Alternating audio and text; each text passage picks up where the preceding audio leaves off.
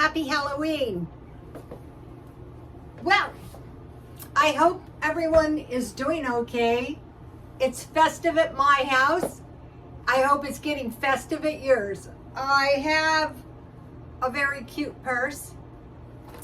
Okay, this ended up to be the best ever Halloween costume because it reminds me of when I used to have long brown hair a long time ago. That was another lifetime.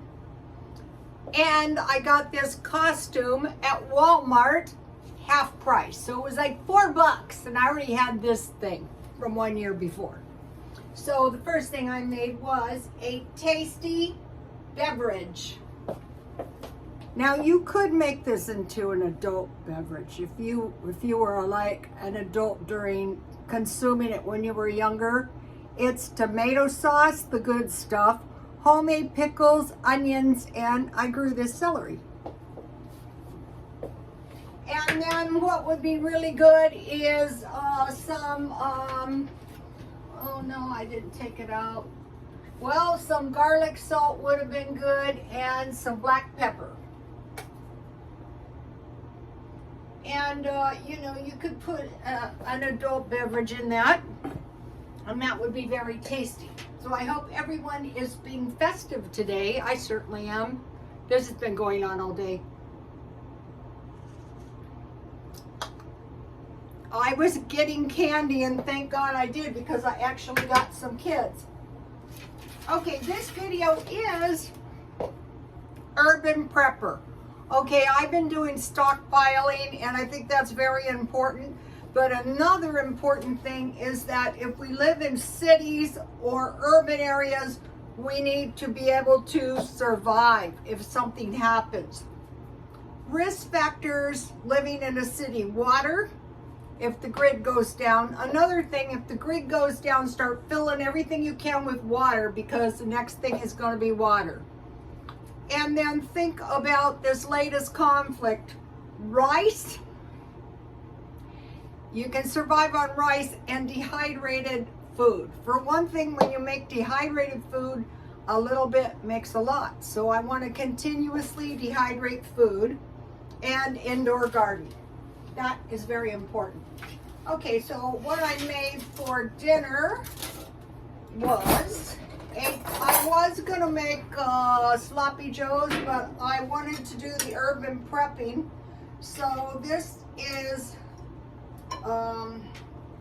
a bell pepper stuffed with meatloaf, and I had some little pieces of vegetables that, you know, were left over. And then what I did was I dehydrated all the rest of the veggies that I wasn't using in this meal. So this is it. So doing it little by little is the best way. So now I made myself some tasty popcorn balls. I really made these for my son.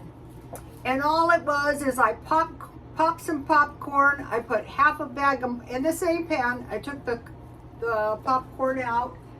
I melted some marshmallows and about 2 tablespoons of butter, and then I just made a tasty popcorn. I ate 2. I already had my share. Okay, now, so that's pretty festive. Now, I don't want to get my arms in anything. Okay, so I dehydrated this, the rest of that crookneck squash, the rest of the bell pepper, carrots. This is 4 carrots, doesn't make that much, and this is mangoes. So what I want to show you guys, here's the candy I had for my one trick-or-treater. All right, so now I made a batch of sticky rice. Here it is.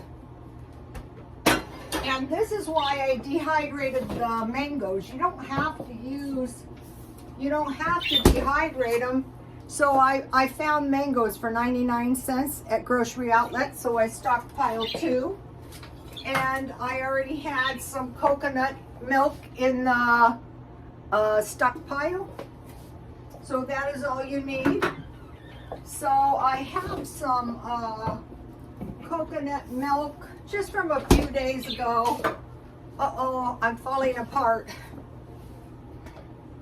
So I want to show you guys how easy this is to make. All right, I'm getting all messed. My wig was so cheap. It was cheap in the first place, but half price, it was really, really cheap.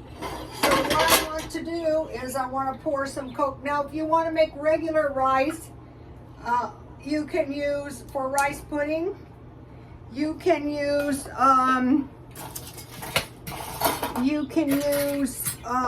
condensed milk. And that is going to give you a really good rice pudding.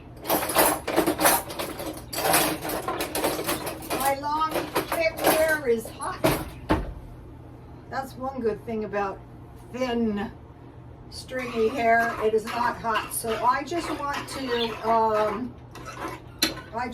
heat my rice pudding in a bowl. And so what I did, I had a spider web. This has been a wild, wild day, you guys. All this festivities is too much for me. Okay, so I had a spider web and some of my mangoes got hung up in my spider web. So I don't have as many. Here they are. That's half a can. But that will be good. That'll be enough for my, so now what I want to start doing is putting my veggies. Okay, you guys remember that I sprouted these onions, and I cut those off, and I dehydrated them at 200. Where are they? Here they are. So this is really going to come in handy.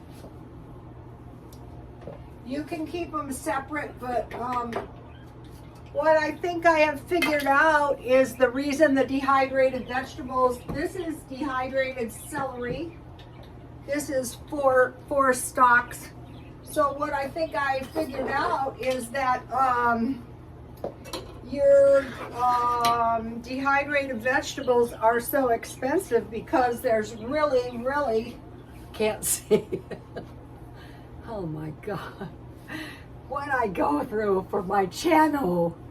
And I have the crappiest views too, but that is okay. The followers I have are loyal.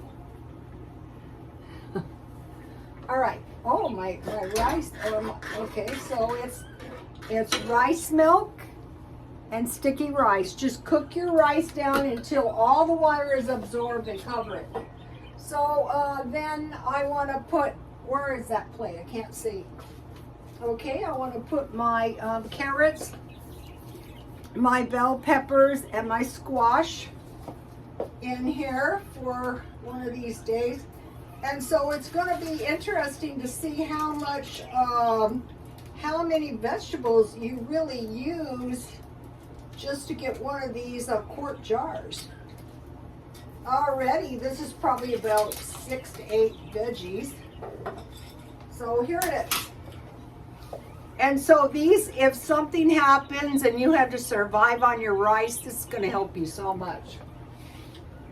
We've had a couple of examples of what happens when we had the pandemic and the people in China couldn't go out and they didn't have enough food and they had to wait for people to bring it. So, okay, so now I will just put my sticky rice. This makes a lot. And then you just put your mangoes. It could be fresh, it could be canned, and it could be dehydrated. The dehydrated ones are good. So here is the sticky rice. So rice pudding, sticky rice, fried rice. Okay, so this is festive. Okay, so there's a lot you can do. This is a cabbage I sprouted. And then I'm just putting my carrot tops and my other, it's already got my other cabbage in some water. And this cabbage sprouted quite a bit of cabbage, and that's what I put on my tasty beverage. Okay, and then today, oh, I thought, God, the phone fell off. No, it was yesterday.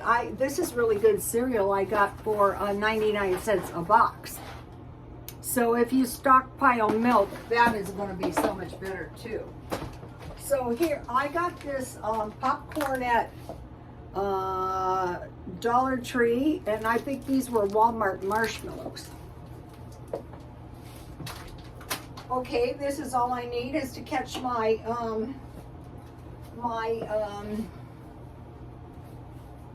my lovely webby thing on fire.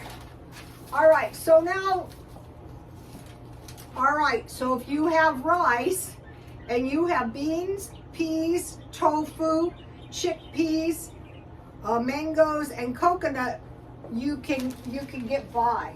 So what? And then there's rice bowls. I can't believe I dropped that. Oh no. Well, I'll have to do it tomorrow. All right.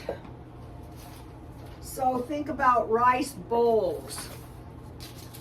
So the ones that would be really good are rice, black beans and corn, tomatoes, rice and peas, rice, pork, corn, and peas like a stir fry, rice, beef, tomatoes, and mushrooms, or eggs instead of the beef, rice, chickpeas, and mixed vegetables. So you would cook your vegetables like a stew and put curry powder, rice, salmon, and broccoli, or rice, shrimp, and broccoli. I made that. I put it on my Twitter if you guys would like to see. Rice, tofu, and green vegetables. So I was gonna, oh, I did, I found it. Okay, let me give you a shot of this. Here is the cheese from milk or soy milk. And then let me give you this is the cleaning hack. You know, be sure and write this down so you won't forget it. I've been cleaning everything with this. 1 cup liquid detergent, 1 cup water, 2 tablespoons salt, and 1 tablespoon baking soda. It gets your toilets nice and clean. I don't know if it's as clean as bleach. Oh, I can't see. I love Halloween. Too bad it's almost over. All right, here are all the rice recipes. There's, this is for like sushi rice. This is for the sweet mangoes. This is for the tofu.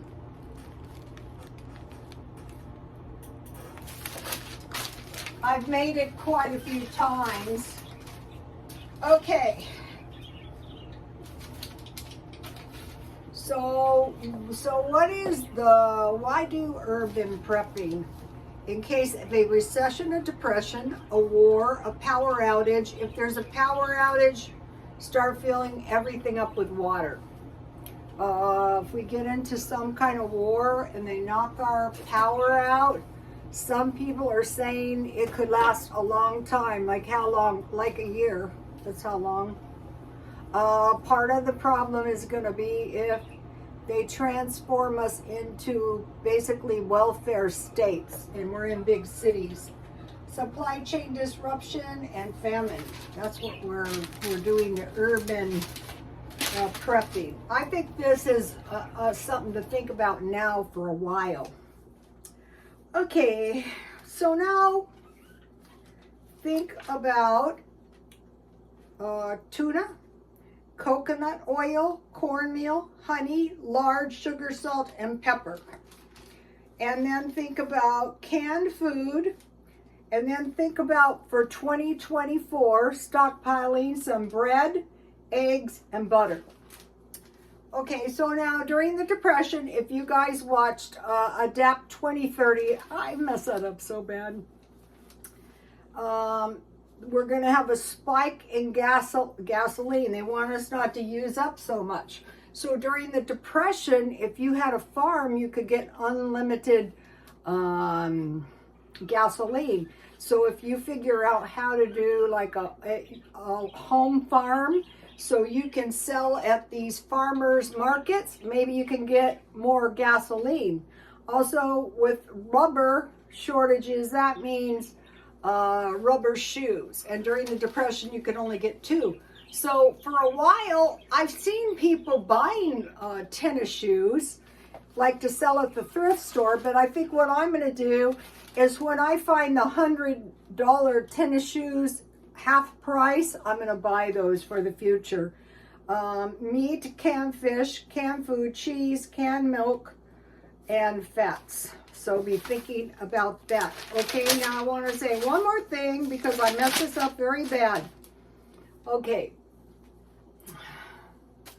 For canned vegetables, 2 per week is 8 per month, 96 cans per year, and that would be 30 cases.